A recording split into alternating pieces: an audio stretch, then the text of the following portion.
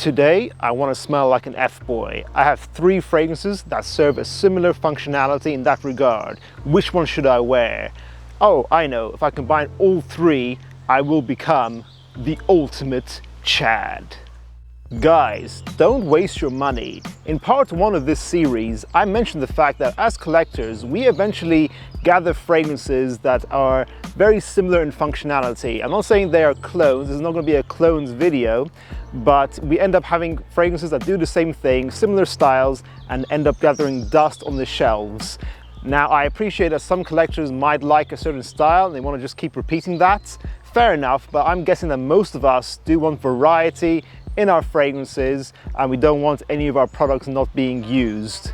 The idea of this video is that I show you 5 pairs of fragrances that I think have a similar function, and I do not think you need to own both. I'll discuss each one and let you know which one is appropriate for you based on your personality. We're out here in sunny United Kingdom today. Let's get into the video. Class is in session. First up, we have Paco Rabanne's Original Invictus and the underrated Dolce & Gabbana's King Eau de Parfum. I really do think King is overlooked. I don't think this is a bad fragrance. The Eau de Toilette wasn't too bad, but the EDP is an improvement on the DNA. They are both bubblegum fragrances, these two. The Invictus Original obviously started it off. This is an iconic fragrance that is bubblegum-like. It's a little bit aldehyde-like, it's very fresh, bright, kind of reminds you of laundry detergent. It has these synthetic, aquatic and citrus notes. Whilst I think King takes synthetic molecules and modernizes the DNA. It makes the bubblegum DNA more masculine and more interesting. It has these notes that are unique, like fig and pimento pepper. In my opinion, this is more clean, whilst this is more intense and fruity. They are both good performance, 8 to 10 hours with moderate projection, and they both get a good amount of compliments. This is obviously safe and established. If you want to play it safe, go for this DNA. But if you want to change it up, really evolve the bubblegum DNA in your own collection, go for King. You do not need to own both of these fragrances. In my opinion, these are a tie for me. I'm not sure which one I would pick if I had to choose one.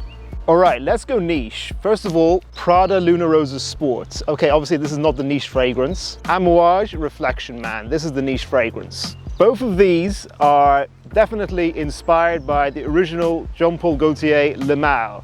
They both have a similar approach to the DNA. Prada are known for creating clean and soapy fragrances. What they've done is they've taken the mint and a lot of the sweetness away from Le Male. They made it less sexy and instead more clean and linear. This is still a vanilla predominant fragrance, which is cool because you can wear this in the summertime.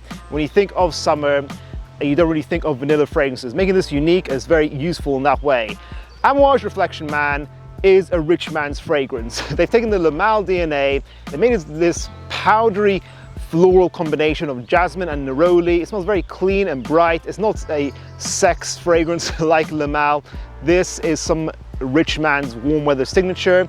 And what a lot of reviewers tend to forget is how woody this fragrance is. This is predominantly a woody fragrance. As it dries down, that sandalwood note is what's going to be the most predominant. So they both serve this clean approach to the Le Male DNA. In my opinion, this is much better value for money, but if you really want to smell luxurious, let's say you want to wear this on a special occasion, let's say it's your wedding, I think this is a perfect wedding day fragrance, go for a Reflection Man. If I had to choose between the two, considering the price difference, I would go for Lunarosa Sport. Next up, you want to smell like a bad boy. I always say leather-based fragrances are the easiest way to do that, and these next two are always the ones that I recommend as your first leather fragrance. Tom Ford's Ombre Leather, very obvious choice. Carolina Herrera's Men Prive. For these two, the note that they revolve around is leather. Obviously, Ombre Leather more so than this. This smells sort of like the interior of a leather car, but it's also made a lot more sexy. This is unisex technically, but I believe this smells more masculine to my nose.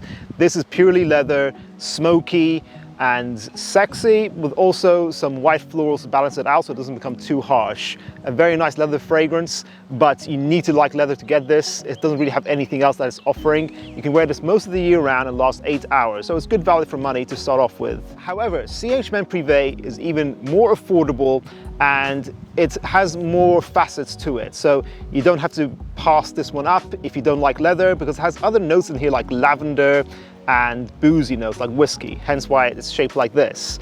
I think this fragrance is surprisingly fresh for a date fragrance, but it's still bad boy. Both of these are perfect to wear with the leather jackets.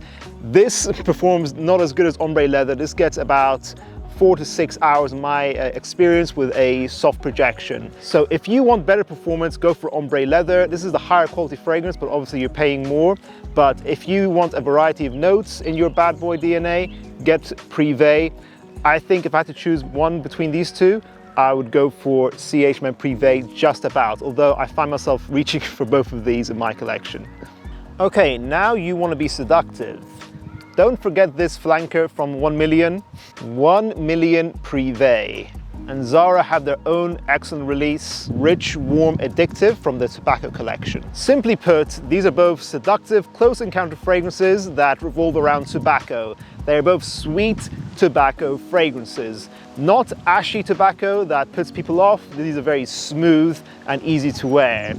Overall, I would say Prive is the better quality fragrance, but that's because this is about double the price of Rich, Warm, Addictive. This has a certain elegance to it with sweet notes that are interesting like myrrh. So that's a more beautiful kind of sweetness compared to this, which is more basic but very creamy. This is tobacco with coconut and vanilla.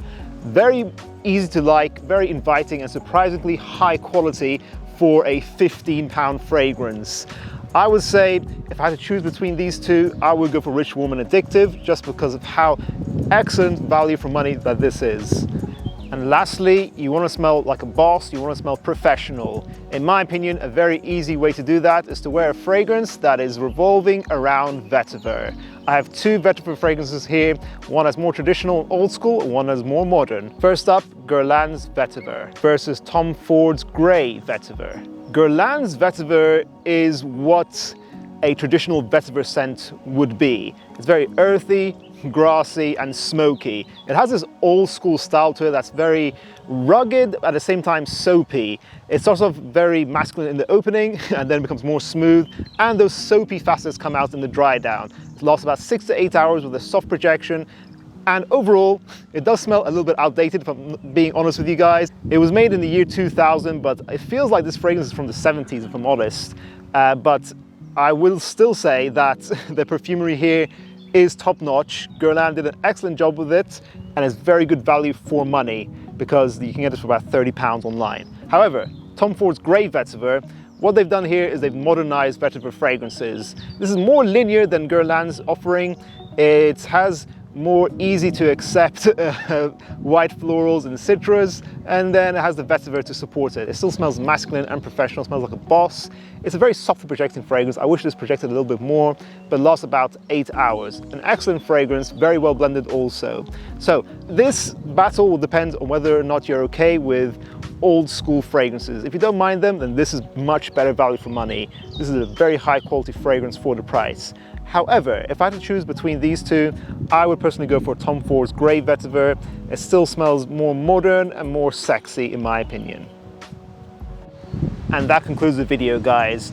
As I said, some of these I do actually reach for both fragrances, but if you're a collector starting off, you have maybe 20 fragrances in your collection overall, pick one for now and do that based on this video. I hope this does help you. I hope this helps you to save money overall. What, in your opinion, are two fragrances that you think are similar in functionality? Not necessarily clones, but similar enough that you don't need both. Hopefully you guys check out our other videos up here. We'll see you in the next one, guys. Thank you for watching. Class dismissed.